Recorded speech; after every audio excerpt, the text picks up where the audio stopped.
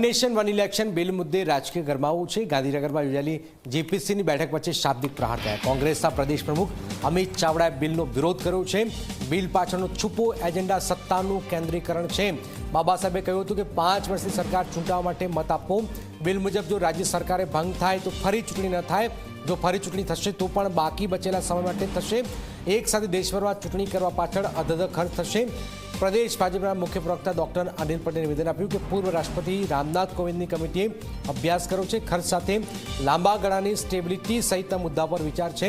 વિકસિત ભારત 2047 હેઠળ કેન્દ્ર સરકારનો આ રોડમેપ છે।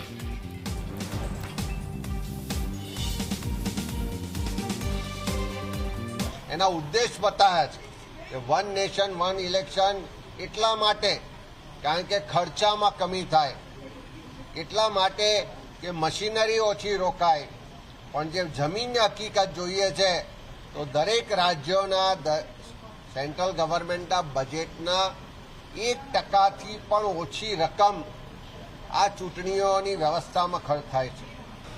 આ વન નેશન વન ઇલેક્શન એ ફક્ત ખર્ચ માટેનો જ એકમાત્ર વિષય નથી, પરંતુ એપાર્ટ ફ્રોમ એટલે ખર્ચ સિવાય પણ એક લાંબા ગાળાની પોલિટિકલ સ્ટેબિલિટી, પોલિસી પેરાલિસિસ ન થાય તે માટે પણ, કેન્દ્ર અને રાજ્યોના સંબંધો સ્ટ્રેન્થન થાય, કેન્દ્ર અને રાજ્યો એક સાથે પોતાની પોલિસી બનાવીને દેશના વિકાસમાં પોતાનું યોગદાન આપી શકે। એટલે કુલ મળીને આ એક એવું મોદી સરકારનું ડેમોક્રેટિક રિફોર્મ્સ છે કે જેમાં આવનારા સમયમાં 2047ના વિકસિત ભારતનો જે રોડમેપ છે એ જુદા જુદા રોડમેપમાં આ પણ એનો એક રોડમેપ છે।